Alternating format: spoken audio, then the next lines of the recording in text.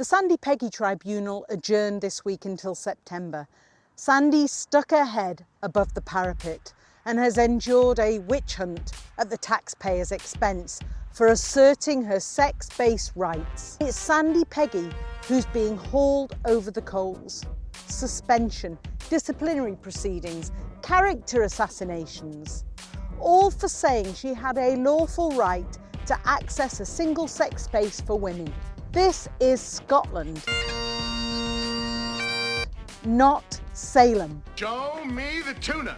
Women must be able to speak up without fear of reprisal or reputational harm. Nursing is a noble profession. Underpaid, overworked, and often thankless, nurses are, without question, the backbone of our healthcare services. To be a nurse, you need to be ready to come face to face with everything from broken bones to bodily fluids, and you need to have the magnanimity to help people whoever they are and wherever they come from. While for most of us that last part wouldn't seem to be that difficult, after all, why would it matter who someone is or where they come from if they need help? Well, we are not the new hero of J.K. Rowling and the gender-critical movement at large, Sandy Peggy, who not only relentlessly bullied and harassed a trans colleague to the point of being out of a job, she put her own patients in danger because it required her to be near a trans person. But surely, as long as she doesn't have to go near any trans people, she'd be okay, right? I mean, that raises many ethical problems on its own, but maybe we can make it work if she tries not to endanger any more patients, right? Right? Well, I'm afraid to inform you that despite Sandy Peggy being a hero to members of parliament, journalists, lawyers, and famous authors of extremely forgettable detective fiction, if you're not a straight white cis person, this might be a problem. Sandy Peggy is, unfortunately for Robert Galbraith, the milkshake duck of the gender-critical movement. We regret to inform you that your brave feminist hero is racist. There's a new curry being brought out in aid of Pakistani flood disaster victims. It's a chicken biryani served with a naan dead and a popper gone. The BNP have donated 6,000 crocodiles to the Pakistani flood appeal. The Queen has sent a letter of condolences to the Pakistani president. She wanted to mention that Britain has plenty of spare racial slurs if they want some back. What goes around comes around. Pakistan's been flooding Britain for years. It is always a woman. Could any picture sum up our new men's rights movement better? The smirk of a male who knows he's being protected by a misogynist sporting establishment, enjoying the distress of a woman he's just punched in the head and whose life's ambition he just shattered. Sooner or later we're going to have to talk to Muslim fundamentalists. We're going to have to find out what their condemnation of our way of life is and why they find it so utterly contemptible that they would drive us off the face of the earth, because that is what they would do. The biggest issue facing women today, which mainstream feminists choose to ignore, is the violence against women by third world immigration primarily. It's going to be a maze. Hello there, and if you're watching Robert, sorry for your loss, and very cool male name you've got there as someone who is so actively anti-transgender. I'm sure there's nothing to read into there. Regardless, I will be your grief counsellor for the day. Me, Brigitte Empire, science and culture correspondent for the Daily Telegraph, the only newspaper in Britain running an agony art column for the first time in 2025, since the online safety bill is going to censor our entire paper for reasons that I'm sure have nothing to do with the fact that Dan here has secretly been photocopying his butt crack and watermarking our every page with it since 1987. So here at the Daily Telegraph, as well as offering our counselling services to the only authors evil enough to enter our offices without being smoked by the Lord above himself, we've been following the story of Sandy Peggy and her battle against the people she bullied very closely. We did a whole video on this here channel about the initial controversy a few months ago. Little did we know then that it would result in the revelation that Sandy Peggy was not only a bully that was bad at her job, but that she also hates brown people. Although, let's be real, we probably could have guessed. It's not as if transphobia and racism doesn't go hand in hand. You only have to look at Kelly J. Keane, head of the Party of Women and longtime transphobic fascist collaborator, cozying up to neo-Nazis and proudly declaring that Islam is not compatible with British culture and that she's going to clamp down on Sharia law, to see that racism and transphobia often come in one simple, easy-to-use packaging. Our government should be very fucking careful before they open hotels men who are here illegally in this country. We would like our government to think about the safety of women and girls when it comes to importing men from third world countries where they couldn't give a shit about women.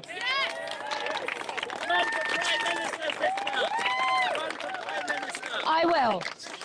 So anyway, we just come to make a point.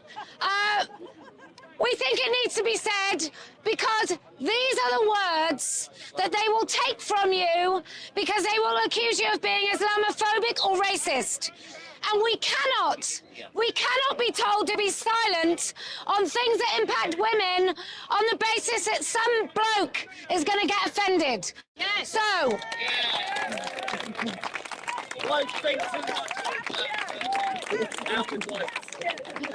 So, men at Speaker's Corner, be on notice.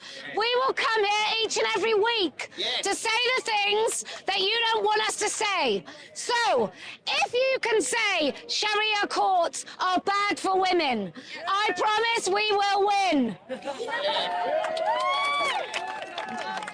If you can say overwhelmingly Islam is bad for women, I promise we will win.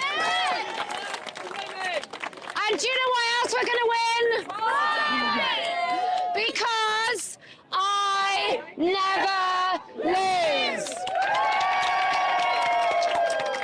Wonderful. Cut, Mary, cut. New groups, such as the Women's Safety Initiative, are trying to do the whole protecting women and girls excuse transphobes love to campaign for mass deportations and anti-Islam crackdowns. Basically doing 1930s Germany levels of indoctrination, but this time for the TikTok generation. I've had black cabs pull up in front of me with Pakistani men driving them. So all you kids watching, you can now floss for the Fuhrer. Kids probably don't do the floss anymore, do they? What dances do kids do now? Line dancing? Voguing? Uplands, you own everything. Well, whatever dances the kids are doing, it's irrelevant, because we're talking about bigoted nurses from Fife suing the people they bullied in a workplace where they put people's lives at risk because they were too transphobic to work in an emergency room. And Rowling and company are obviously taking this extremely well. Whisper it. She probably drinks red wine with chicken too.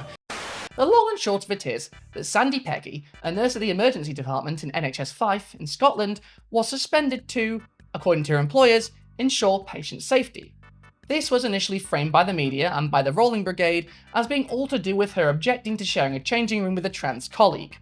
It turned out, once more details were released however, that she wasn't suspended simply for being transphobic to her colleague, which for some reason is considered a bad thing, as if it's fine to be bigoted to your co-workers, but instead for consistent bullying and harassment of Dr. Upton, her trans colleague, including walking out on a patient in the emergency room because Dr. Upton was there. And in that situation you would think, there is a clear case that the best thing to, as Miss Peggy's superiors put it, ensure patient safety, would be to let her go. Unfortunately for us, any case that involves a trans woman instantly becomes the culture war story of the day, and the media, Rowling, and the rest of her hate crime defending Avengers, and multiple members of parliament came out on the side of the nurse doing the bullying, the harassing, the putting people's lives in danger, and the being proudly transphobic. At the time of writing, Sandy Peggy's employment tribunal is ongoing, and as part of the tribunal, even more of the reasons why she was suspended have been released. And boy oh boy, do they not make her look good. I mean, she didn't look good before, but they made her look even worse. To quote a BBC article about the original case, Miss Davidson initially led an investigation after Dr. Upton made a complaint of bullying and harassment against Miss Peggy, but was removed 2 months later after it was recognised she should be a witness in the tribunal. Miss Peggy's lawyer, Naomi Cunningham, quizzed the nurse manager on the reason for Miss Peggy's suspension. "I felt they were at risk of further interaction and perhaps unprofessional behaviour," she said. Miss Davidson said that Dr. Upton's allegation that Miss Peggy would leave the resuscitation area when the medic came in was a patient safety issue. The nurse manager said the decision to suspend an emergency department nurse in what was a press department was not an easy one. She said she had reiterated to her colleagues that suspension is a last resort and not a first. It kinda amazes me that it was after this point that the mainstream support came, after it already came out that she was endangering patients. That should have been a sign. Instead, it was the opposite. J.K. Rowling, for example, wrote an essay-length tweet about the situation, calling Sandy Peggy, a woman who endangers her patients' lives and bullies her colleagues, a heroine, smearing Dr. Upton as a 6-foot-tall, 28-year-old ex-rugby playing male who claimed that a petite 50-year-old female nurse was making him feel unsafe. In this bizarre tirade, Rowling, a literal billionaire, claims that trans people are only believed by posh people on a dinner party circuit, something that out of all the people involved, only she, again, a literal billionaire, will have ever been a part of, and claims that all normal people are on the side of the poor working class woman who is, on record, a bully and a harasser who again endangers patients' lives. As if being working class excuses you for this. This invocation of Sandy Peggy as a working class hero will come back again as a defense for her being racist, by Rowling and her fellow travellers. Because of course, to these literal billionaires and all these rich columnists, all the poors are dirty racist peasants who scream at the sight of brown people. It's not their fault, they're uneducated and poor and crawl around in the dirt. Obviously it's our law, isn't it? Claiming all working class people are bigoted is horrendously classist.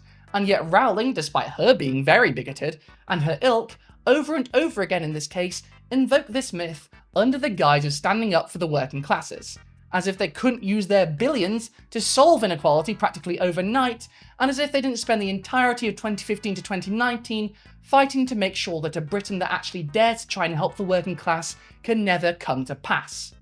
In Rowling's increasingly deranged words, what did Sandy matter? She's just one of those ghastly uninformed bigots who still think sex is real and important, so embarrassingly gauche and simplistic. Whisper it. She probably drinks red wine with chicken too, according to tribunal tweets. An emotional seal blurted out on the stand, "I am kind." This is not something genuinely kind people need to say. Genuinely kind people don't find themselves compelled to explain in court why they helped whip up a witch hunt against a woman whose only crime was wanting to change her clothes without a man watching. Well, the nurse who was supposed to shuffle off in disgrace wasn't having it. Sandy Peggy refused to be sacrificed on the altar of elitist ideologues who believe themselves to be higher and better than she is. She fought back for herself and for every other woman who's currently being silenced, persecuted and punished by a smug management class that preens itself on its virtue while imposing rampantly misogynistic policies on its workforce. Sandy Peggy is a heroine. The woman NHS 5 thought they could treat abominably without any consequences to themselves has succeeded in shining the brightest spotlight yet upon the brain rot and compassion deficit suffered by supposedly intelligent people when they embrace gender identity ideology. Women everywhere owe her a debt of thanks. Whatever the outcome of this tribunal, Sandy Peggy has already won. So this is sounding more and more like cartoon villain shit, right? But the thing is, these people think they're the heroes. They think they're fighting for justice. They think they're up there with Emmeline Pankhurst, Harriet Tubman, and the rest of the great women of history fighting for the oppressed against those who would stamp them out. And at this point, I just have to say, I think some of these people genuinely might need an intervention. Let's get some light in here. Even besides this particular tribunal, we're at a point where the gender criticals have gotten everything they wanted. Every day, the UK announces more and more crackdowns on trans people. They have people at every stage of government. They have total acceptance across all parties and the entirety of the UK media. And yet they're still in existential fear mode, as if they're truly fighting for something good, as if they're actually delivering something for women against an existential threat. Even after proving over and over again that they're reactionaries, that they want to throw progress backwards, that they want people back in the closet, and they want a Britain just for straight white women with no interest in changing anything for the better.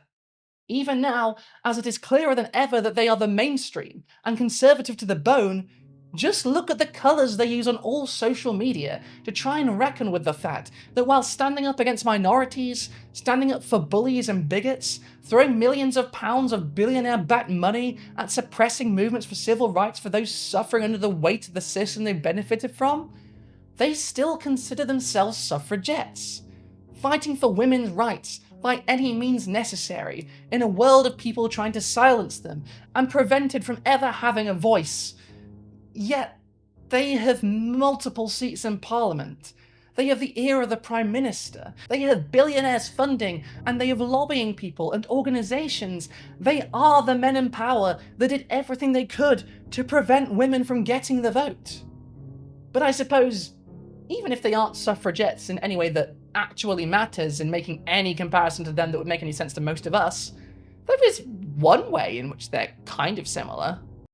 Christabel and Emmeline had moved away from their early socialist politics. They'd moved towards what we would now think of as the right wing of politics. Sylvia is the red suffragette. She is of the left. She is a socialist. Christabel and Emmeline start out that way, but they end up as big C conservatives. Following heavy losses by the Liberal Party in the 1910 elections, the Conciliation Committee for Women's Suffrage, composed of 54 MPs from several parties, tried and failed to push for women to get the right to vote in the UK. When their attempts ultimately failed, the most famous suffragette on these sceptred isles, Emmeline Pankhurst, said, "If the bill, in spite of our efforts, is killed by the government, then I have to say there is an end to the truce." The truce being, of course, the swath of actions, some peaceful, some violent, taken by the women's suffrage movement to force the British government to be dragged kicking and screaming, centuries too late, into giving women the right to vote. From making speeches and petitions to rallies to getting MPs on side, the less intrusive options seemed to not be working. Other methods would have to be attempted. 2 years before Pankhurst would declare the end of the truce between the British government and the suffragette movement, she was jailed for the first time for trying to enter Parliament and take the protest of the people who had the power to solve the issue. Hunger strikes followed, and marches ever increasing in number. But after the truce was ended, when it was clear none of this was working, these tactics were accompanied by vandalism, arson, bombings, and even throwing axes at politicians' carriages. The suffragettes would have been, according to today's standards, especially when considering that spray painting a plane now gets to this designation, a terrorist group. But as Dr. Martin Luther King Jr. famously said, a riot is the language of the unheard. Women had no voice in British politics, and they took drastic action to get that voice, to finally become heard. Their cause was noble, and it was just. But today, they're a group that uses their colours and invokes the name and the spirit of the suffragettes to do exactly the opposite. Although there is precisely one thing that this group, gender-critical feminists, TERFs, transphobes appropriating feminism to push their agenda, however you wish to label them, has in common with the suffragettes. Despite what they would have you believe, it's not that they are fighting for women's rights, that they're fighting back against an insurgent threat to women posed by powerful men. That they're activists for a noble cause? No, none of those things. It's the racism. I want Britain to be back British. Wait, what racism, you might ask? Well, strap in, because some of the same people who fought valiantly and by any means necessary for women's rights turned around and joined Oswald Mosley's British Union of Fascists in the interwar period. The UK doesn't tend to make as big a deal about this as they should, and this is, as in many cases of historical racism in British liberatory movements and society as a whole, because America was much, much worse with this, as if that gives us an excuse. Something can be bad without being as bad as a country only 50 years out from literal chattel slavery being legal. And it's not like that being a thing in what would become the United States wasn't entirely Britain's fault in the first place. Regardless, you might be asking, what's that all about? Welcome to Team Turf. Welcome to Team Turf, welcome to Team Sanity, Team Reality. Well, the British transphobe vanguard have yet again picked someone as their new hero, who was painted by people like J.K. Rowling, like Scottish Labour MPs and MSPs from all parties, and the mainstream media, to fight back against those goddamn transsexuals who've had it too good for too long, having their healthcare banned, bathroom access banned, right to participate in civil society severely curtailed, and being the target of a horrific smear campaign for 20 goddamn years at this point.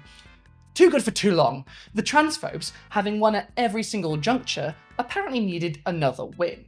If only because that J.K. Rowling Women's Fund money needs to go somewhere. And so, they found their new hero. A nurse from Fife, who was suspended from her job after repeatedly bullying and harassing a trans fellow staff member to the point of literally endangering her patients' lives by walking out on them if she were forced to stand in a ring with a trans person. Despite these red flags, she is the gender critical movement's new darling. And after a mysterious wealthy donor funded her legal fees, I wonder who that could be, her case led to an employment tribunal, where she wishes now to receive compensation from the trans woman she relentlessly bullied and harassed, and again, put patients' lives in danger to avoid. Unfortunately for the movement that considers itself the modern-day suffragettes, she, like many of their idols before her, turned out to be, once evidence was presented in her case to determine how much of an angel she truly was, well, she's a massive fucking racist. So let's quote the BBC again, shall we? From 1 day ago at the time of writing, so this is fresh. And remember, these are the modern day suffragettes. According to people like Rowling, who were holding up Peggy as a literal heroine and a working class icon, standing up to the red wine drinking dinner party elite, by which they mean trans women. The nurse at the centre of a tribunal involving a transgender doctor allegedly told colleagues she wanted to post bacon through the letterbox of a local mosque. Sandy Peggy made the comment at a work lunch with colleagues, along with other remarks insulting transgender people, according to testimony from Fiona Wishart, another nurse at NHS 5. According to another colleague, Miss Peggy shared racist jokes in the WhatsApp chat regarding the flooding that thousands in Pakistan in 2022. Oh, is this what heroines do? Is that good? Joanne, is this good? Is this your hero? If you're anything like me, you might be wondering how such a comment even came up during your work as a nurse, like even in conversation. Well, this is how. Miss Wishart, who has worked for NHS 5 for 41 years, told the tribunal Miss Peggy's comment regarding a mosque in Kirkcaldy was made on 4th September 2023. She said Miss Peggy said she had good mind to post bacon through their letterbox, and that the comment stood out in her mind because it was offensive. And don't worry, because the working class heroine and modern day suffragette, Sandy Peggy, also made comments about her trans colleague, Dr. Upton, at this unseasonably bigoted lunch too, which I'm sure did not help her case that she was suspended unjustly for her treatment of Dr. Upton, which I'm pretty sure her racist comments also didn't help with. Miss Peggy had referred to Dr. Upton as weirdo, freak, and it. Later testimony by nurse Lindsay Nichol said Miss Peggy had used those terms in conversation and in a WhatsApp chat for a group of nurses who sometimes holidayed together. According to messages from the chat, Dr. Upton's looks were mocked and was referred to having a pathetic voice by Miss Peggy in the chat. So, according to J.K. Rowling, Sandy Peggy has already won. But it's looking more and more like the bullying and harassment of Dr. Upton by Miss Peggy was even worse than originally reported, and that she would probably not do well with non-white colleagues either. Is this your queen? Sorry, poor peasant woman who is too poor to know that she's being racist, according to a literal billionaire and her rich friends in the columnist class. And it's not like life in NHS 5 has gone about as normal after this. NHS 5 has had to spend over £250,000 of public money defending itself from these attacks that are almost certainly funded by a certain mould-infested billionaire. And beyond that, the health board claims the tribunal has triggered a threat of physical harm and against its staff because of this case. These are the good guys, ladies, gentlemen, and those Rowling denies exists. Threatening people, burning public funding out of spite, standing up for bullies and racists that make the NHS a less safe place. But it gets worse, as it always can apparently. Sandy Peggy was also openly homophobic and was devastated about a family member being gay and asked a fellow staff member how she coped with having two gays in the family. Ugh. Remember that our hero nurse Sandy Peggy was in trouble for comments about a flood in Pakistan? Between June and October 2022, monsoon floods devastated Pakistan, submerging 1/3 of the South Asian nation, leaving millions homeless and injuring nearly 13,000. The official death toll was 1,739. In response, Sandy Peggy, our hero nurse, the true suffragette, and Rowling's new champion, posted these messages in a group chat that has since been shared with her employment tribunal as an example of her behaviour and her fitness, or lack thereof, for her job. Rumour has it that the floods in Pakistan were started by a plumber. There's a new curry being brought out in aid of Pakistani flood disaster victims. It's a chicken biryani served with a naan dead and a popper gone. The BNP have donated 6,000 crocodiles to the Pakistani flood appeal. The Queen has sent a letter of condolences to the Pakistani president. She wanted to mention that Britain has plenty of spare racial slurs if they want some back. I bet little Mohammed doesn't have to walk 3 miles to fetch some water now. I think I'll ask for my £1 a month donation back. What do you call a Pakistani flood survivor? Mustafa Dinghy. What goes around comes around. Pakistan's been flooding Britain for years. From space, Pakistan looks like a giant bowl of Cocoa Pops. There's a new diet sweeping Pakistan. It's called Swim Fast. Charity single just released for the Pakistani flood disaster. Rain keeps falling on Ahmed. All I can say to this is, what the actual fuck? And there's more. In addition to this, Miss Peggy, according to witnesses, regularly used racist slurs that I will not repeat here for South Asian and East Asian people. She raged at seeing women in burqas at an airport, asking how they even got through security and what they could possibly be doing there. She even called a fellow doctor the slur for South Asian people, another incident of her attacking a colleague out of pure bigotry, which makes me wonder how unbelievably worse this would have been if Dr. Upton had been brown as well as being trans. I'm starting to think that suspending her was not just the right move, but it was pretty fucking lenient given the circumstances. If anything, she should have been gone a long time ago.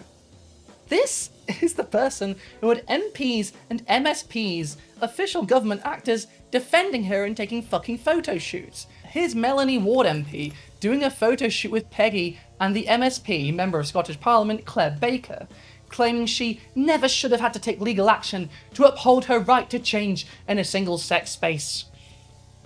I think we're far beyond that at this point, Melanie, but what do you care? You won't be in office come the next election anyway. Why not position yourself to suck on the rolling teat for the rest of your life while you still have the power and the platform, I guess? Uplands. Of course, all of this evidence of Peggy being a massive bigot has changed absolutely nothing for J.K. Rowling, or her supporters in Parliament, or basically anyone. In fact, the line to defend her came in hard and fast, that all working class people use racial slurs and are all super bigoted, and it's actually classist to not be okay with this active danger to patient lives being racist. Yes, really, this is the actual defence from millionaire columnist and a literal billionaire. This by the same people who actively fought against material gains for the working classes, people who are billionaires and millionaires and work cushy jobs in newspaper columns and barely doing a day of fucking work in their lives, and who in many cases are themselves demonstrably racist. Who can forget that Rowling named the only confirmed black wizard in Harry Potter Kingsley Shacklebolt, after all, and her Asian character basically one squint away from a racial slur. But at the end of the day, none of that matters to them. They spend their every waking moment fighting to make the lives of trans people worse and less bearable. They don't take even a moment to stop and consider whether they might be harbouring racists. In fact, they don't care. Many of them know and have previously butted heads with Kelly J. Keane for being overtly racist and working with neo-Nazis. And since they lost that argument, they now happily share space with her, because they're both trying to destroy the same people first and foremost. After all, they are the modern-day suffragettes, according to themselves. And in this way, yeah, I guess, if by being the modern suffragettes you mean some of you only care about certain types of women and the rest can all burn. Because there were a couple of those in that movement. Yes, some suffragettes were also in the fascist movement. Let's talk about it. In 1913, Emmeline Pankhurst visited the United States, and in a speech to a large crowd, implored those who had come to see the legendary suffragette to free women just as you have freed the Negro. In 1913, just to remind you, Jim Crow was still ongoing, there were no civil rights for black people, and black people, only 50 years out from the Civil War and the end of slavery, at least outside of the prison system, were very much not doing better than the white women she represented and was advocating for, and as if black women just don't exist. Pankhurst's political views were moving further and further to the right. The Women's Party that she co-founded with her daughter, not to be confused with Kelly J. Keane's modern transphobe party, the Party of Women, was vocally anti-immigrant. In the American suffragette movement, non-white women were often excluded, with white suffragettes arguing that the cause of black women would delay rights coming for white women. This went as far as the National American Women's Suffrage Association opposing the 15th Amendment, which would grant voting rights to black men, arguing that educated white women deserve the right to vote before ignorant black men, their own words. And the heroes of the NAWSA, Susan B. Anthony and Elizabeth Stanton, argue that Chinese immigrants should be prevented from immigrating to the USA, calling them the most brute and vicious of any race that ever disgraced the earth. and argued that giving black men the vote would lead to the degradation of our daughters. Back in the UK, Emmeline Pankhurst became somewhat infamous for her classism, famously quoted as saying, "The working class can kiss my ass," and "It is only by the support of property that we can be confident of our position." Christabel Pankhurst, Emmeline's daughter and another prolific suffragette, was an outspoken homophobe, writing for Time and Tide magazine that the unnatural passions of the lesbian would be disastrous to any community which gave them scope, and advocated for imprisonment or forced labour for any woman who partook in homosexual behaviour. Unlike her mother and her sister, however, Emmeline's daughter Sylvia Pankhurst was a socialist, organising with working class women in London and fighting against racism, imperialism and fascism for the rest of her life. The same cannot be said for the hate group currently appropriating the suffragette name and colours.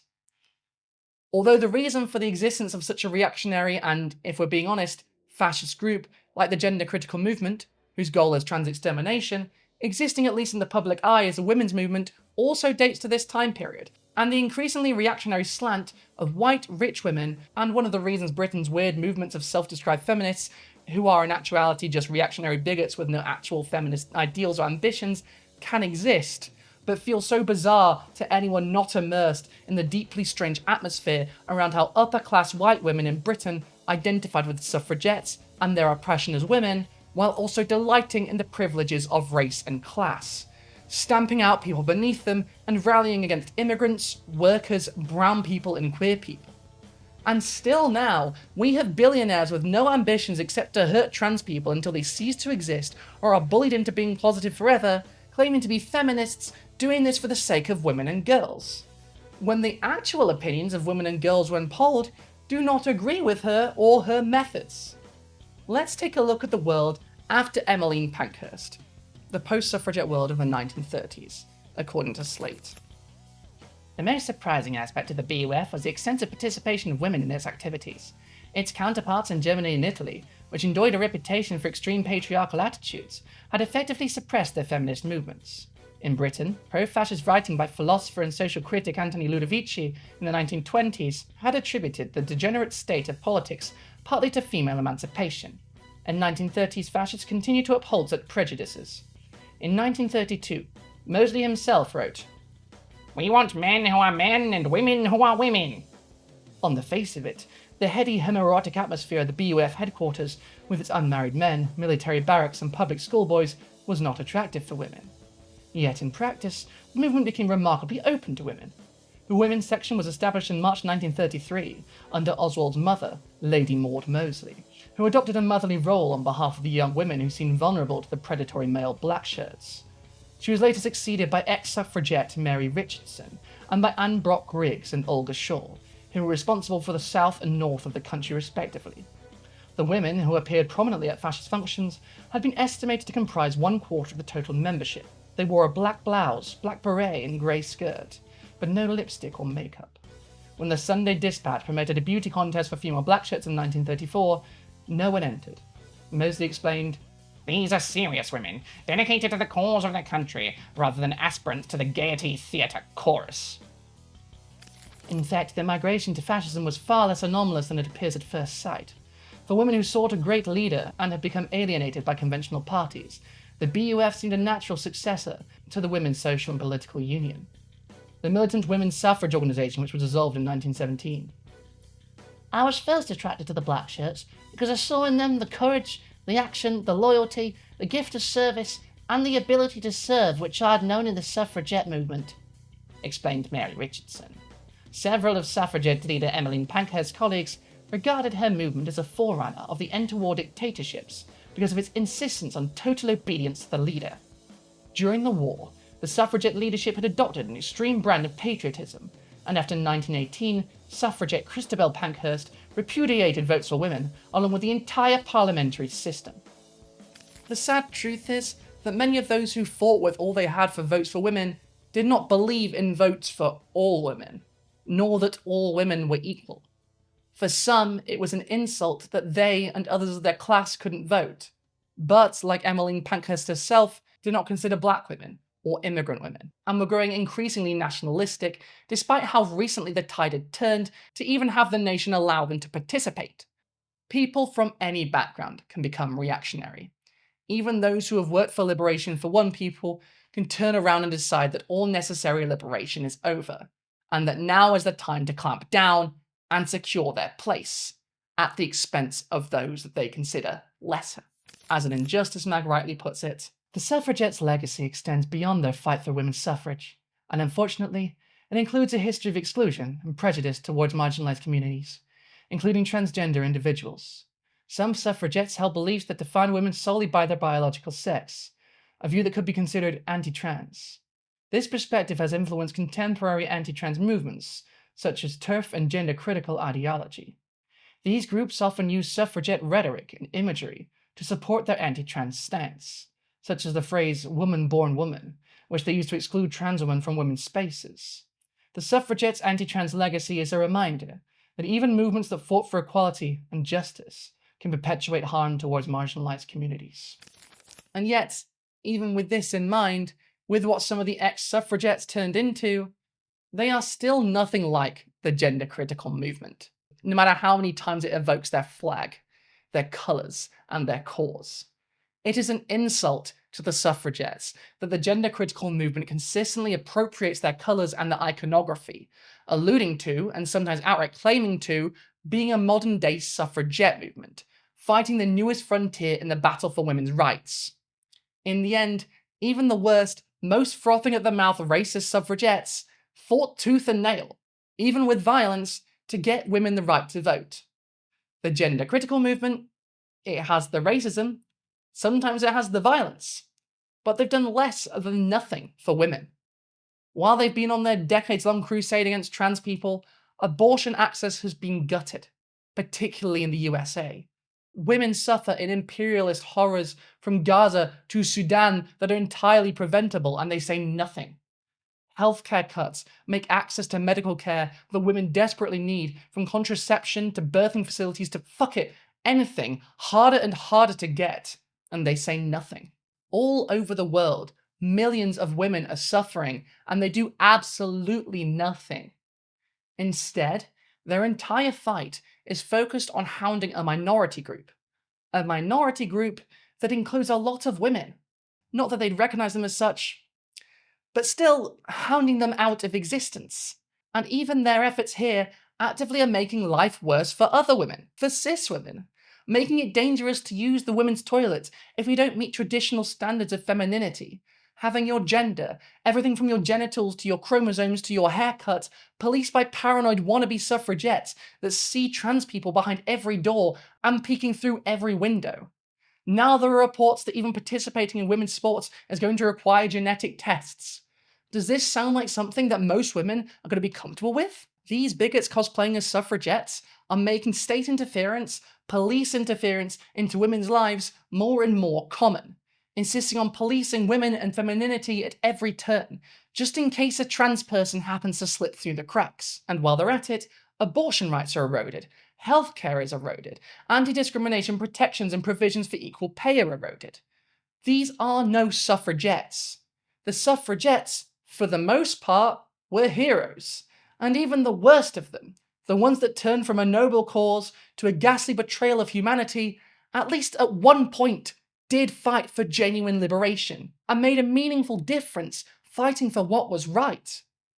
All these modern appropriators of suffragette imagery have is that ghastly betrayal of humanity, a blight on the modern world, to be remembered as reactionary villains who did nothing but inflict suffering on the world, just to get sick pleasure out of the cruelty they inflicted. And even if we were to take these people at their word, and accept that they are feminists and taking on the legacy of the suffragettes were fighting over 100 years ago. We've learned a lot since then. The world has changed, and so has our understanding of feminism and femininity. We've worked hard as feminists to be intersectional, to work across different groups, to understand where our blind spots are and how to address them, how to better fight for and include black and brown women, for queer women, for trans women, for working class women, for Muslim women and immigrant women, for all women, and for all people. So why should we be fighting like it's 1913? Think about it. Thanks for watching. And suddenly, J.K. Rowling wasn't racist anymore. So they sat in the cave and ate bubblegum. Hey, thank you for watching this video all the way to the end. If you liked it, give it a like, leave a comment, subscribe, and tell all your friends. And help me survive, because I am poor and I need money to live. Give me £2,000, give me out that lovely overdraft, or give me a smaller amounts of money if you don't have them, like most people. Either way, you can give me that money on Coffee or PayPal, links below as always, or sign up to my Patreon or YouTube memberships, where you get early videos, access to the members-only Discord, my Nintendo Switch friend code, and exclusive content such as long-form interviews with other YouTubers. In addition to all that good stuff, you'll also, if you sign up, get your name read out at the end of each video, just like these lovely people. Just for a notice, I am away when I'm reading this video, so if the names aren't updated, that is why. They will be updated when I return. I hope that's okay. LFR, Ahmed bin Mofaradzi, Taylor Wood, Trikoi, Ariella, Hannah, Proquar, Robin Thomas, Emily Eisenberg, Kathy 1410 Itchy, Danielle von Hamelin, Big Lil Boat, George Geddes, Kira B, No Sparkling Heart, Corey, Gianna J, Mightier Than the Sword, Carolyn, Imogen Q, Luciano Frias Andrade, Adam, Harry, Ndog191, Cav, Quesadilla de Tortilla Azul, Leron, Adam Lees, Daniel Neville, No Not That Paul, MB, Wondering Wonder, Lex Phoenix, Ender, Curtis, It's Mira, D, Jade Senior, Boa Ear, James W, Mother and Door, Thorngill, Bob the Builder, 5445554, Deborah Laboon, Vegas, Zilla Zathanium, Vince Whitaker, Amelia Lissette, Jason Haig, Frank McManus, Susan Foster, Helena Real, Sierra Whiskey, Ali Catgill, John N, Lloyd Luciente, Jason Cribbett, Shield Dayton, Robin Podolsky, Nightlight Plushy Jesus, Manta Ray, Courtney Burmack, Sleepy Slug, Philippa Tabrogga, Soma Piglet, Brain Douche, Artie Wolf, Greg Noble, Deanna McMillan, Caroline Regalado, Alexandra Lilly, PJ Lisbrel, Howard Lott, Nerania Scarjan, Melissa Allen Buttburglar, Ataxis Builds Things, Sarah Francesca Smith, and Rachel. Thank you all. Have a lovely and blessed week. Blessed, that's a weird thing to say. Have a non-religious good week. Unless you are religious, in which case, feel free to add your religion to it. Okay, goodbye.